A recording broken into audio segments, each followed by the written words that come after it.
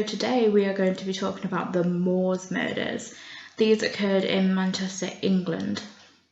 Ian Brady, he was born in Glasgow in 1938.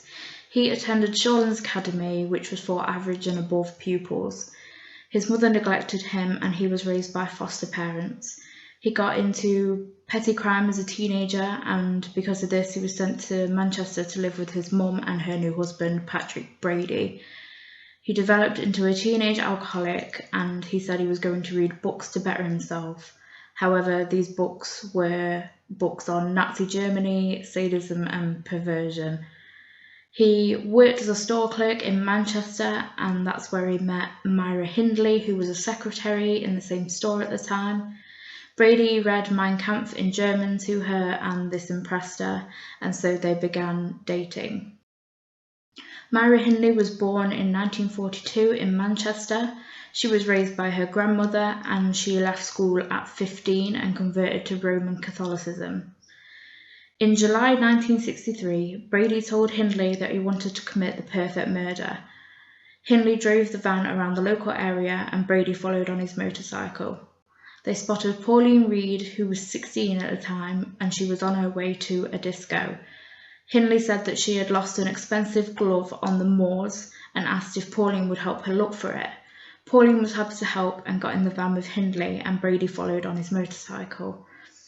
Once at the moor, Brady sexually assaulted her and slit her throat twice.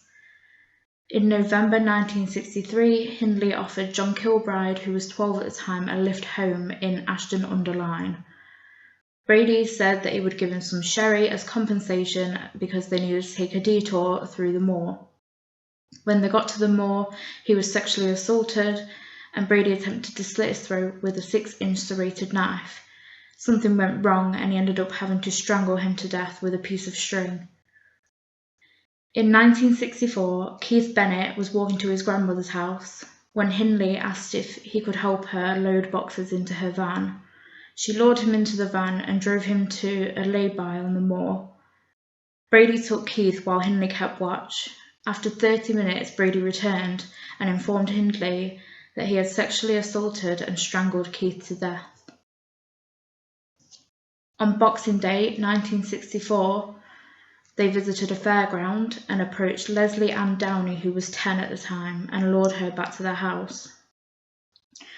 They completely stripped her, undressed her except for shoes and socks, gagged her with a scarf and forced her to pose for photographs, before raping and killing her by slitting her throat.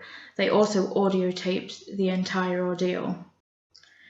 In October 1965, Hindley's brother-in-law, David Smith, gave Brady a letter from the landlord asking for payment, which Brady didn't have. Smith suggested a hate crime where gay men are targeted, beaten and robbed. So they both drove to Manchester railway station and met Edward Evans, who was 17 at the time, and lured him back to Brady's house. Brady tried to rob him, but Edward caught on and Edward fought back. Brady struck him 14 times with an axe until he was silent. Once he was silent, he wrapped a cushion around his head to muffle his screams and then strangled him with a cord. Smith was a witness to this, and Hindley remarked after the death of Edward that this was the messiest yet. This rang alarm bells for Smith, who realised that this was not the first time that they'd murdered somebody. He helped cover up the body as he was scared stiff and wanted to get out in one piece. When Smith got home, he told his wife, who was Hindley's sister, and then they called the police. In October 1965, police went to search the home of Brady and Hindley. The spare bedroom was locked, so Brady told Hindley to hand over the key to the officers. When they opened it, they found that Edward's body was found in plastic sheeting and an axe was found too. Also found were Brady's books on sadism and perversion, and they arrested Hindley and Brady.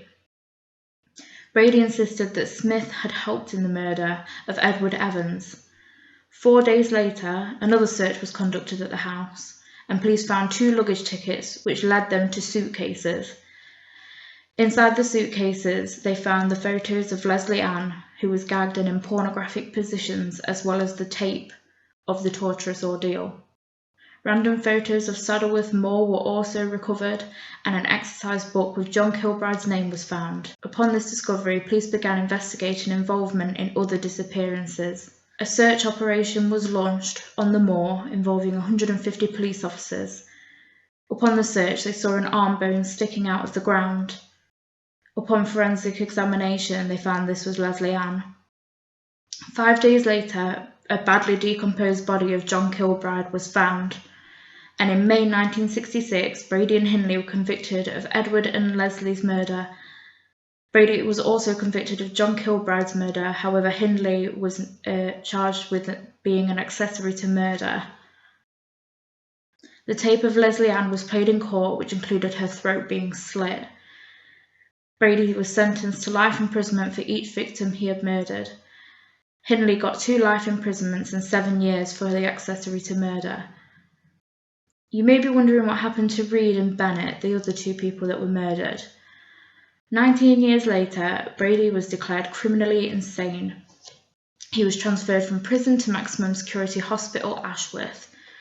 After his transfer, he confessed to killing Pauline and Keith. Hindley joined police on a search of the moor 1 year later in 1986. In 1987, Brady joined officers on the moor.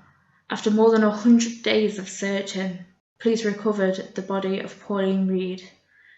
To this day, Keith Bennett's body has never been found, and his mother sadly died in 2012 without ever seeing her son again. Brady, on his deathbed, refused to show any remorse for any of the killings that he had committed, and he refused to reveal where the body was of Keith Bennett. He went on hunger strike in 1999 and has been force-fed through a tube ever since. He was Britain's longest-serving offender, and he died in May of 2017 from COPD.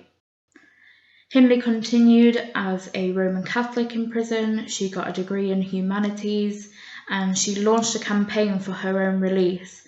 However, the courts agreed that she should stay in prison until the day that she died. She died in prison in 2002 at age 60 due to respiratory failure after having a heart attack.